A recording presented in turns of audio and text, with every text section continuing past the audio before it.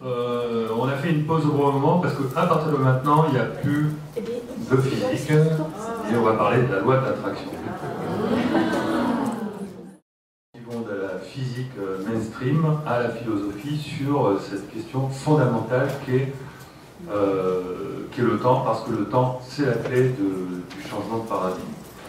Et j'ai également publié dans cette revue un bref article dans le numéro 1, et je vais publier dans le numéro 2. J'ai publié, enfin bon, ça va sortir bientôt, un très important article. Donc voilà, ce que j'appelle la télécommande de l'espace-temps, c'est ni plus ni moins que la loi de l'attraction telle que je la conçois. Et que j'explique dans mon livre L'augment, que je vous conseille d'ailleurs également de lire, parce que ça vous fait découvrir ça petit à petit et vraiment dans le concret, parce que j'y raconte beaucoup de mes propres expériences de synchronicité, tout ce qui m'a convaincu à écrire ce livre. Et donc, voilà, ce que j'ai vraiment longtemps étudié, au fur et à mesure d'années, j'ai fini par comprendre que les mots que je propose ici sont vraiment comme vraiment quelque chose de fondamental qui correspond véritablement à la capacité qu'a notre mental, parce que je n'ose pas dire notre esprit agit à travers le mental, mais c'est le mental qui agit dans tous les coups, dans tous les cas. C'est donc notre mental qui qui est interfacé avec la structure de l'espace-temps et qui est capable donc de provoquer ces excitations du vide qui font que ce qu'on pense se réalise instantanément dans notre futur. Mais bon, pour ce faire, il y a des états d'esprit privilégiés, que j'appelle l'intuition, le don de soi et la foi, et il y a des efforts du mental privilégiés que j'appelle le lâcher-prise, le détachement et la confiance. Le détachement, donc, alors je fais bien la différence entre ce qui est en bas, les trois en bas, donc lié au moi, et tout ça, ça demande un effort très important, et la différence entre ce qui est en haut, où là, tout va tout seul. On est dans le laisser agir, là, dans la zen attitude. Mais pour ça, il faut qu'il y ait une connexion, et le but des efforts est d'ouvrir la connexion. Donc ces efforts, quels sont-ils? Le détachement, c'est pour éviter au moi de sombrer dans l'ego. Le lâcher-prise, c'est pour éviter donc au mental de s'accrocher, de ressasser, de s'accrocher à sa prise, de ressasser ses idées. Et la confiance, là c'est plutôt le côté émotionnel, c'est pour éviter à l'émotionnel de sombrer dans la peur, de sombrer dans les angoisses, etc. Il faut que l'émotionnel a besoin de se sentir protégé. Alors, certains auront remarqué qu'il y a une certaine analogie entre ce que j'ai présenté ici et puis certaines choses qui sont dessinées dans certains écrits ésotériques. On va dire que c'est un hasard. Hein, il n'y a pas une volonté de coller à ce système-là. D'accord? Bon. Et donc, au-dessus, par contre, on a des véritables connexions. Hein. L'intuition, c'est une connexion du mental, c'est facile à comprendre. Donc, l'intuition, c'est une information transcendante. Il existe bien. Lorsque vous avez des intuitions, certains qui vont vous dire ben non, mais tous les grands physiciens qui ont de très grandes intuitions, Alain Cohn, par exemple, qui a de très grandes intuitions, un grand mathématicien, nous diront que l'intuition, c'est quelque chose de transcendant. Ça arrive, on ne sait pas comment, et on ne peut pas l'expliquer mécaniquement. C'est une information qui vient de l'extérieur de l'espace-temps. Et pour arriver à voir, et moi j'ai pratiqué ça toute ma vie, moi je suis un inventeur, j'ai inventé des dizaines, des centaines de machines, de logiciels, etc. Moi, pour aller travailler, je vais me coucher. Hein. Ou alors je fais une grosse balade. Je fais de la randonnée, ou je me mets allongé. Voilà, je dis souvent à ma femme, Laurence, moi, je vais faire une sieste de travail. C'est pour avoir, non mais c'est vrai, c'est pour lâcher prise de manière à ce que l'intuition, l'information rentre. Moi j'ai réussi ma carrière grâce à ça. Bon. D'un autre côté, totalement différent, là au niveau émotionnel, la foi, on a quelque chose de transcendant là aussi. La foi, c'est le contraire des croyances. La foi, ça n'a rien à voir avec une croyance. La foi, c'est une connexion émotionnelle avec l'extérieur de l'espace-temps. Il faut bien comprendre que c'est vraiment quelque chose de réel et fondamental. Et ce qu'on appelle l'amour, que je préfère appeler le don de soi, parce que c'est plus dans la pratique, on va dire, c'est plus... c'est une connexion directe au soi, donc qui est encore un petit peu plus, plus au-dessus. C'est une connexion directe au soi. Voilà. Lorsqu'on a suffisamment travaillé tout ça, alors il y a plein de techniques de développement personnel, il y a la méditation. Moi, je ne sais pas méditer, moi je fais des grosses randonnées, je fais 1300, 1000 mètres de dénivelé dans la montagne, ça me fait l'équivalent à peu près.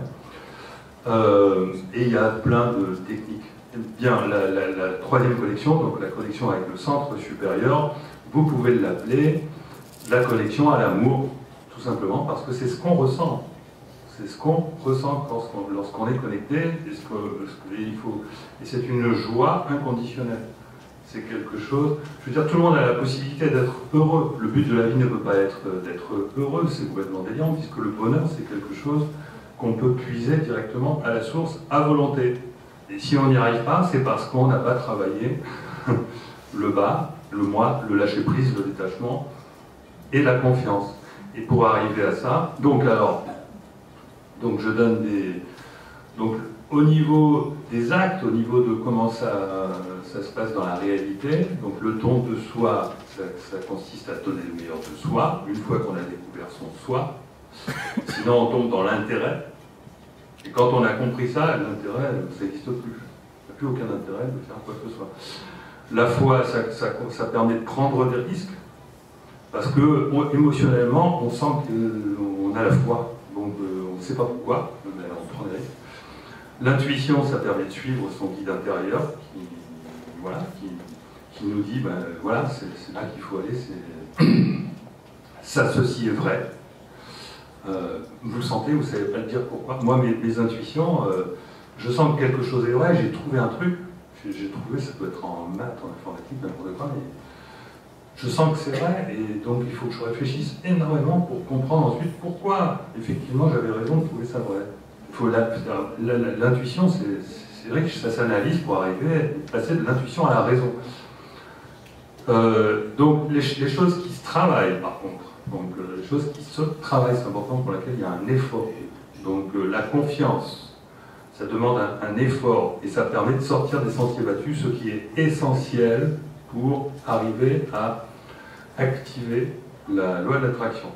C'est pour ça que c'est d'ailleurs souvent en vacances que il nous arrive des synchronicités où on récupère des informations qui sont exactement finalement ce dont on a besoin pour réaliser ce qu'on a demandé. Il ne faut pas oublier de demander. Hein. Le lâcher-prise, bon, j'en ai déjà parlé, se traduit par le laisser agir. Hein, et le détachement se traduit par accepter de changer, de ne pas être la même personne. De toute façon, cette personne qui est le moi, elle n'existe pas. Elle meurt vraiment après la mort. Terminé.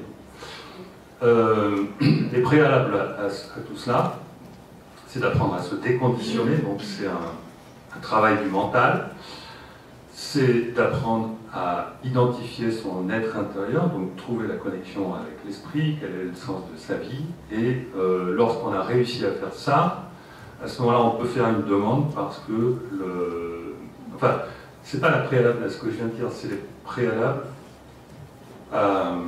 au fait de mettre en œuvre la loi de l'attraction. Voilà. Parce que ça, j'ai fait ce modèle en 6 composantes. Après, il y a tout dans les 6 composantes. Il y a absolument tout.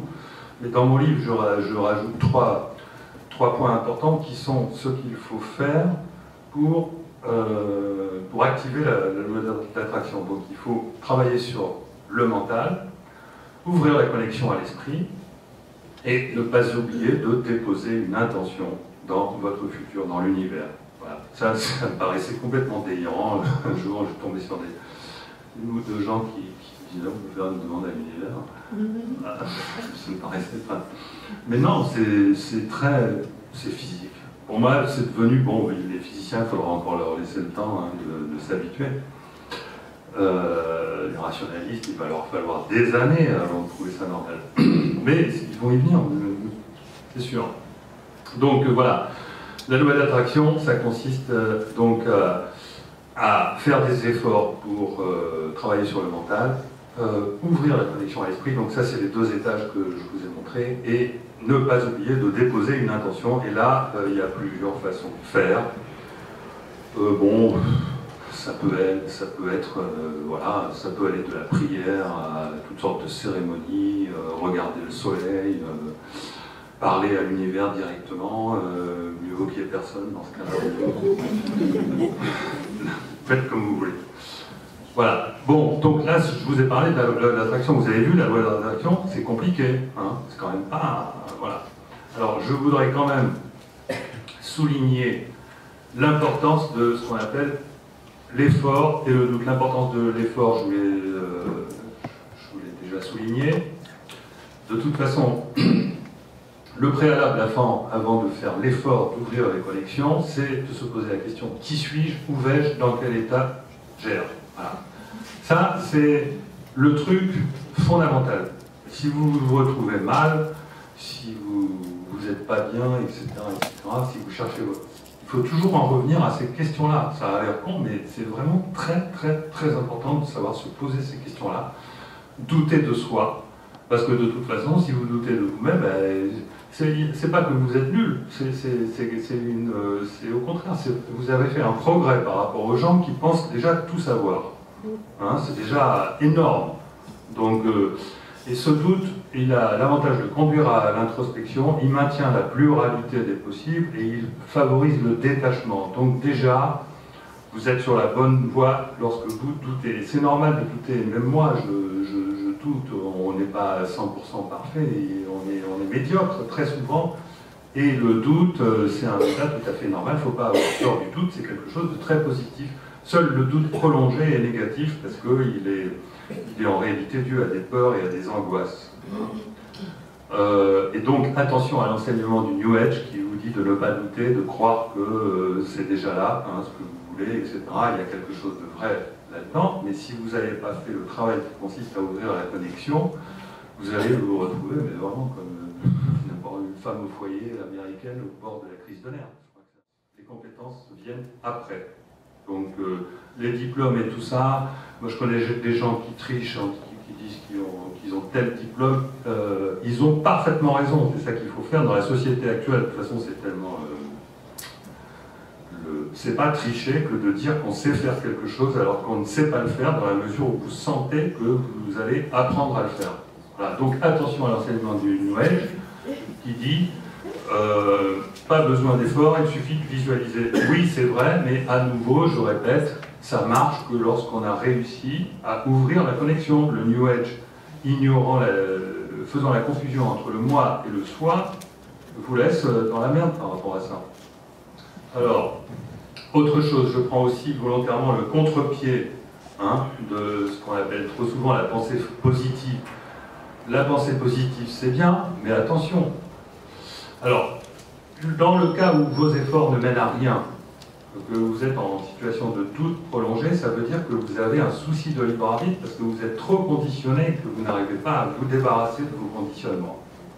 Alors, il y a une expérience scientifique très intéressante qui a été citée dans le livre de Jean Stone que je vous conseille de lire et qui s'appelle « Notre existence a-t-elle un sens ?» C'est plusieurs expériences, c'est l'expérience de Libet, qui ont montré que avec des gens sur lesquels on mettait des électrodes, etc., enfin je vous passe les détails techniques, qui ont montré que la décision de faire quelque chose avait lieu avant la prise de conscience de la décision. Ce qui a fait dire aux matérialistes que le libre arbitre n'existe pas. Et ils ont raison. Si la décision en fait, elle est inconsciente et que quand vous avez l'impression de prendre une décision, en fait, c'est vos neurones qui ont fait ça et vous arrivez après, vous avez l'impression que vous êtes libre, mais ça a été démontré scientifiquement. Ça a été démontré scientifiquement que votre libre arbitre n'existe pas, donc là vous êtes mal. Mais il y a une exception, C'est-à-dire qu'on peut exercer son libre arbitre sur le mode du veto, par changement d'avis. Parce qu'il a été aussi montré que 200 millisecondes avant nos actes, nous pouvons changer d'avis en toute conscience et les annuler. Car ils ont été initiés sans vérifier.